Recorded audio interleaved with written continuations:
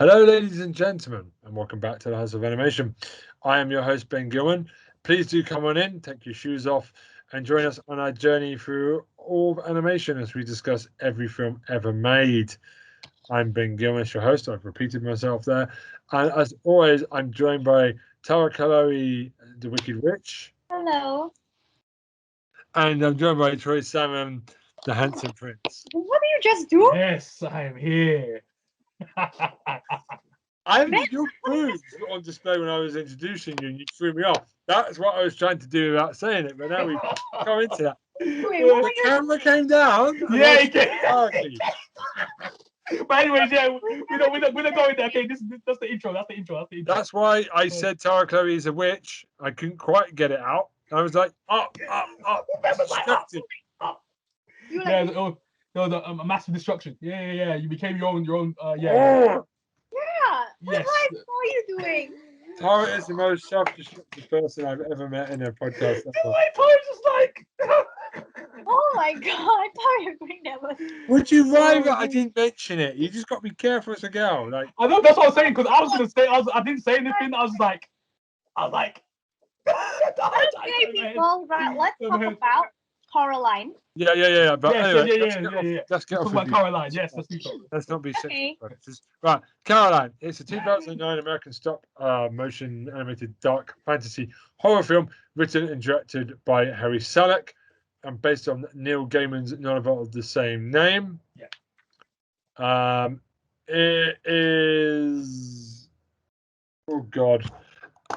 I've not seen it. When Caroline moves to an old house, that's the name of the character, she feels bored and neglected by her parents. She finds a hidden door with a bricked up passage. During the night, she crosses the passage and finds a parallel world where everybody has buttons instead of eyes. Seeing the trailer, that seems really it's creepy. With caring parents and all her dreams coming true, when the other mother invites Caroline to stay in her world forever, the girl refuses and finds that the alternative reality where she is trapped is only a trick to lure her. Yeah. Okay, right. So basically, it actually starts when Coraline Jones and her parents they actually moved to a new house, and no one has actually occupied this house before, and it's in some weird kind of deserted land. So she actually discovers a small door somewhere in the living room, which actually leads to another world. Yeah, so it's actually bricked up and can only be unlocked with a key. Yeah, it has some kind of shape. So during the night, Coraline is actually woken up by a mouse that guides her through the door. And on the other side of the door, when she crawls through, it's actually an alternate universe. And she kind of sees that, her parents are there. So basically, they're doppelgangers, but they have buttons sewn into their eyes, and they're actually everything that she envisioned her parents to be. Like they're more caring, attentive, and they cook whatever she wants to eat. Basically, it's like an upgrade or a better version of her current parents.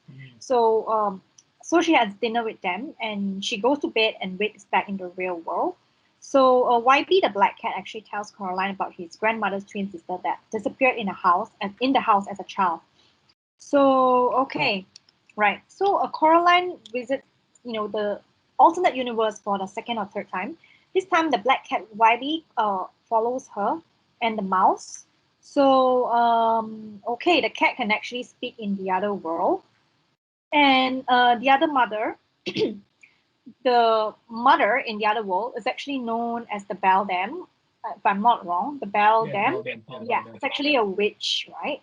And she makes an offer to Coraline, like, if you wish to stay permanently in this perfect world, you need to have buttons sewn over your eyes.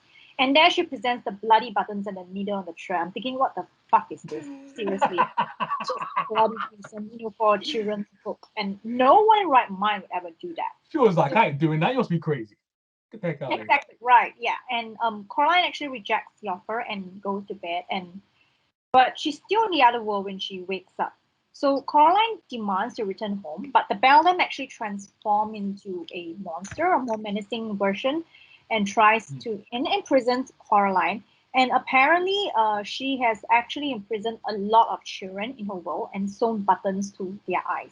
That's exactly, yeah. So Coraline actually returns to the real world to find that her parents are missing, and eventually realize that they've been kidnapped by the Beldam.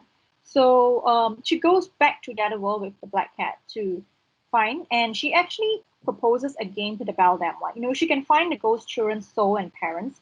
Everyone will go free, and if she fails, she will accept the beldam's offer to stay with Butter Nice in the other world. So she actually goes through an entire journey and fights off the beldam, and of course, the beldam doesn't want to let her go back to the real world. So Coraline's parents appear in the real world without any memory of what happened. And after she succeeds, releasing everyone, yeah, that is. So that night, the ghost children appear in Coraline's dream to thank her for freeing them, but warn her that the beldam is actually still alive and will never stop looking for the key. So Coraline decides to drop it down an old well near her home. But before she actually does that, the beldam's severed hand attacks her. But the black cat YB arrives and destroys the beldam's severed hand with a rock. So they then throw the key into the well and seal it shut. So, and then life returns back to normal with, all that gone. Yeah, so that's basically the story. It's like a dark fantasy. I would like to apologize. It's not a Tim Burton movie. It's not a Tim. It's not Tim Burton. It's based off his kind of works. His kind of look and feel, but that's about it. It's Neil Gaiman. Now, Neil Gaiman is someone that I'm a bit up and down with because I don't think he's that good. He's a bit winky. No, in terms of like the actual filming style, that's Tim Burton right there. Yeah. So, but Neil Gaiman wrote one of the best Doctor Who episodes of all time. The Doctor's I actually love this movie. When I watched it, I was pretty hooked to it. And Troy's reading his full book. Tara, careful. And basically, she's going to get told off if she does that again. No, I'm joking. Basically, I have seen the trailer, and I think I've seen some of this movie. Yeah. At some point, it does look quite disturbing, especially when the mother looks at the camera. They've got buttons for eyes. It's a bit unnerving. Buttons for eyes. Just do this, and then you can join. Oh, do they talk like that as well? Enjoying us. Sinister. Yeah, sinister. God, no. Sounds like nightmare fuel. It is. If you watch it in the night time, I remember watching it when I was younger. It was late in the night. I think everyone was sleeping, and I was watching it. I was like, literally, I was up for some reason. I don't know why I was even up. I didn't have school the next day or something. It was. Watched it and I was like, oh my days, it's freaked me out.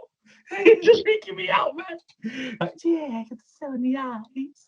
Turn around, like the build up, the suspense of them turning around with the buttons on their eyes and that. I was like, oh, snap.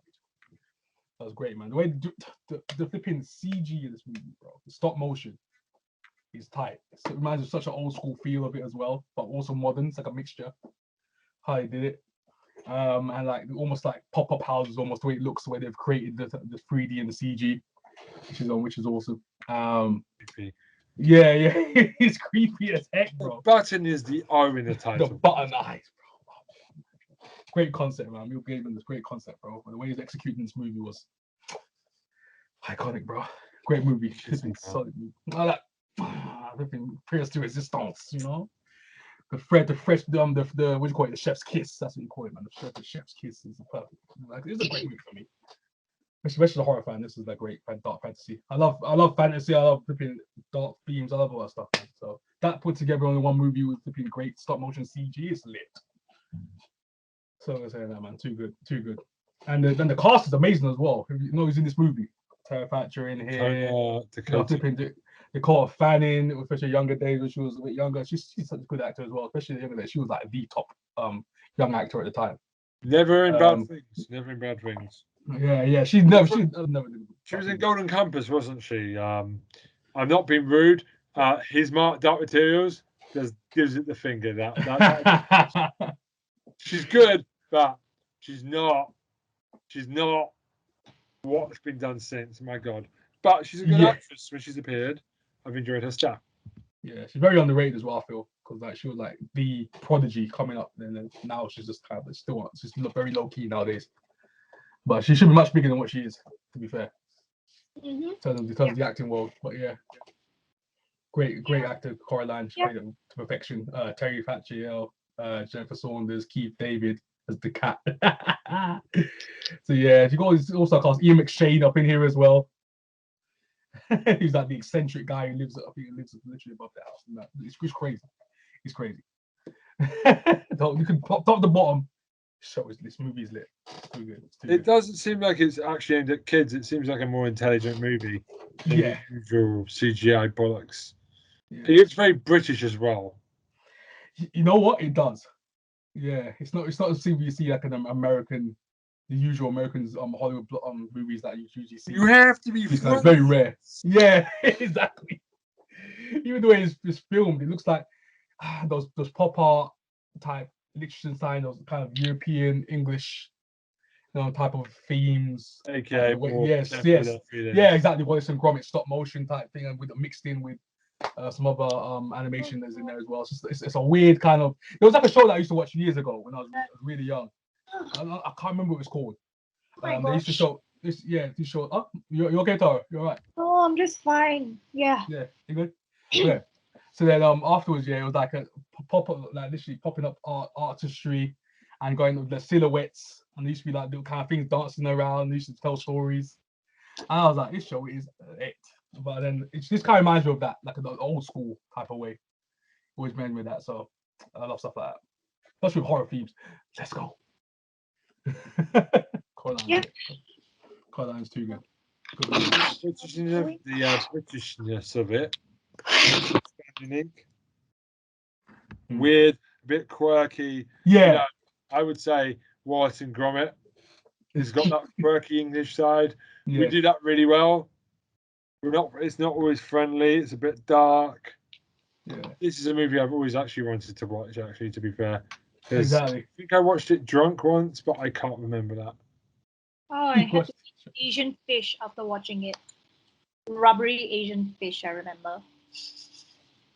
I have no concept of what she's talking about. Exactly, I know what the heck she's talking about. No. Oh, okay, this is not just me. I thought it's a movie thing. I'm like, no. I still remember the day I watched Coraline. Like the dinner I had after that was fish, Asian style fish, and I don't know why it was so rubbery. What? I'm you. So bring this podcast off the rails. Tara is just so different. That's why we love Tara. You can just bring it into another world, like just like Coraline, bring just another realm of existence, another mirror world. But actually, I really like the entire concept and the show of Coraline. Yeah.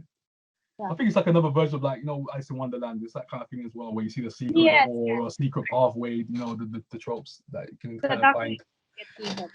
Yeah, this is a secret door goes down here. There's another portal, another road. Yeah, the Beldems, the other father. They call them other father, other mother. That's what you call them, and they take souls of children, and they'll be lost forever in like almost the in between world where she trapped their real parents in.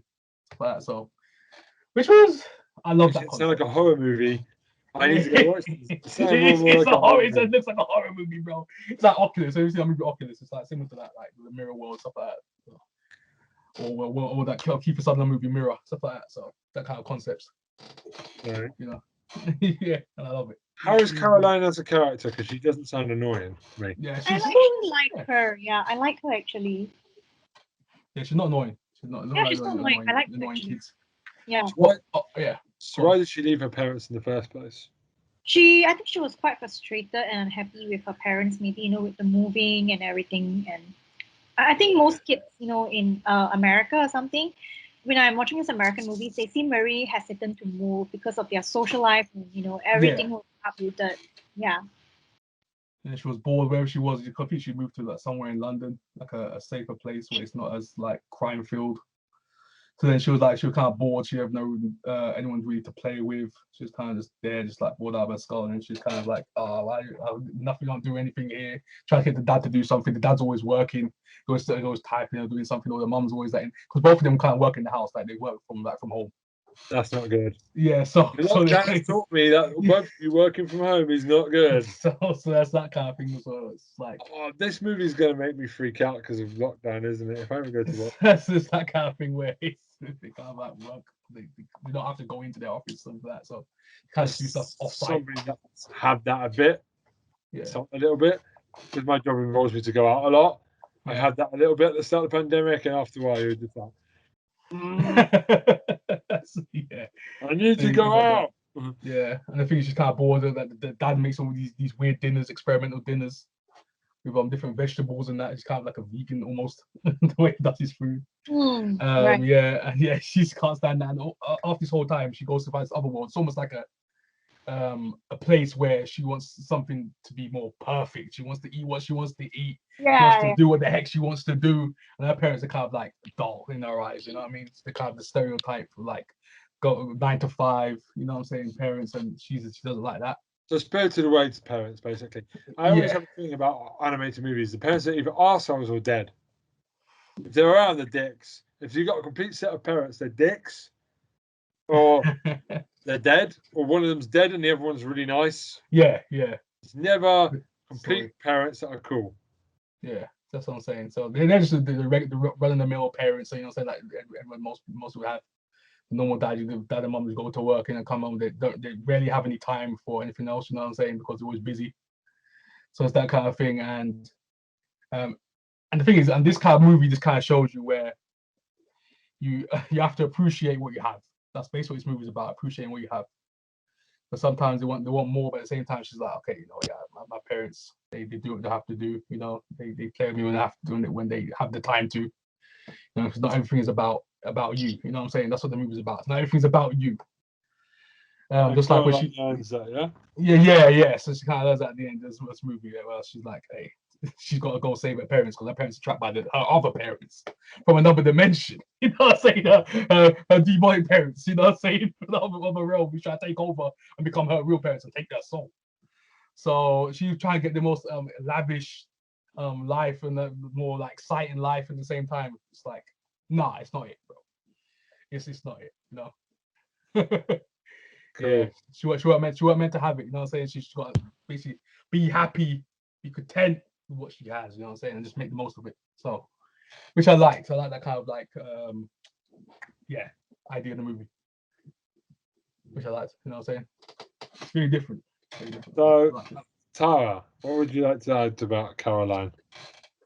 For me personally, I just like the fact that it's a dark fantasy, because I kind of like these kind of dark fantasies where everything is just gray and blue and twisted, and I don't know why, I'm actually a very dark person on the inside. So for me, I personally like this a lot, and I think everything is perfect about this show. Okay.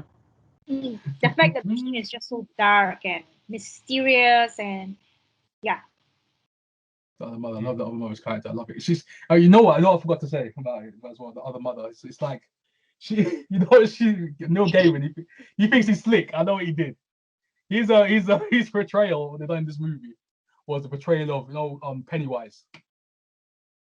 Pennywise. You know what I'm saying? Oh, he does. Where his form is like a giant spider. It's like his true form comes out. It's like, you can never perceive my true final form. That kind of thing. Where she transforms like a spider arachnid, to try and basically capture Coraline and the other kids because we were trying to escape. Because Coraline's way of freeing her parents and these other trapped souls was if she basically had to play a game with the other mother, and if she won, they get to go free, and then she gets to go free, and the parents get to go free. So she wins, but at the same time, the mother would still not let her go. So it's one of the things where she had to literally trap her, to make sure she was gone. I'm reading the movie thing while you're doing this on my bad. No, it's cool. But yeah, that's what I'm saying. So this kind of correlates with Coraline. It makes sense. But yeah, try to rhyme out here. But yeah, it kind of goes with the Pennywise, Stephen King type of thing. So I know we've got some ideas from Stephen King. I know that for a fact. I love Stephen King. I know that for a fact. That man's got too many books though. I want a book collection of Stephen King. There's 100 books. Bro, you're gonna get entire library. There's 2 or 3 books a year. Calm down, old man. You don't need to make any more books for your money. You got your money. There's always a movie. We're at the point now where there's remakes of his movies going around. Like exactly, they're still remaking something as well. I think something else is supposed to coming out. They're all good most of the time. Stephen King is a legend, bro. Love Stephen King, but yeah, It was my favorite Stephen King book as well. So Pennywise, love that story. So yeah, so I got all the themes as well. Giant spider, villain. So yeah, love it. Nothing else to say? Any more to say, Tara? Any more to say about it? No, I think that's about all actually. Yeah. Right. Well, who's your favorite character? Who's your favorite character in the movie? Who's your favorite character? I think it will be either Coraline or the Black Cat. The black cat. I told him black cat. I love cats. Oh yeah, the cat. The cat woman. Yes. Oh yes. Okay. How about you Yeah. guys? I'm a villain guy, so I'll say the mother's my favorite character. Beldam. Other mother? Yeah, the Beldam. Beldam, yeah, the Beldam. Yeah. Yes. Yes, my favorite character. I love that villain. Like a Pennywise character, so I love the character. How about you, Ben? I've never watched You it. never saw it. Okay, right. Now you have a reason to watch it, right? But the Yeah. mother's creepy. The buttons and the eyes are fucking creepy. Yeah, that's pretty fucked up in I it. think I've seen this movie, but I was really drunk. You must have seen this movie, man. You must have seen this movie. At least glimpses. I have. Yeah, Everything you're saying is jogging my It's memory. making sense. It's making sense. Yeah, exactly. See, it's making sense. If you I've start doing definitely that, seen this movie. I thought it was a good movie. I think. Yeah. I'm gonna give it 8.2 because my drunk brain is remembering 8.2. Yeah. Because I do that to every movie I watch because I'm a cunt. All right, 8.2. Let's write it down. 8.2 out of 10. Right, so what do you rate it, Tara? 9.5. Whoa! 9.5. Tara's on a run now. Who are I picked you? a good one for Tara. I picked a Right. good one. I picked a good one. There we go. Go on, Tara. Give me that 9.5. I picked a good one for Tara. There we go. See, just for you, Tara. That's Just for the you. highest she's ever gone. There we go. That's the highest Tara's ever gone, kid. I picked a good one, bro. I picked a winner. Okay, 9.5. All right. 9.5. I'm giving this one. I love this movie, bro. Freak out this movie. I'm gonna give it a. You know what? I'm giving it a 10. 10 out of 10 for me. Troy's given it a lot of those recently. 10 out of 10. Has to be special though. 10 out of 10. Yeah, literally, no one's giving 10 out of 10 to you. That's a special movie, bro. 10 out of 10. From your boy. Okay, right. Yeah. Okay, so that's goodbye from me. Yeah. Goodbye from Bye. me. You got to go now because if you don't go, we're gonna sew buttons into you. We're gonna rip your eyes out. Oh, and put God. buttons in them, and you won't be able to see shit because they're buttons, not eyes. Buttons have little baby holes in, Yeah, little holes in your Well, eyes. fuck it. If you don't clean your eye, you're gonna get an eye infection anyway. So how are you gonna clean your eye if you got buttons in your eye? See you next week then. This movie would have sucked if it was Tim Burton. Tim Burton sucked my dick.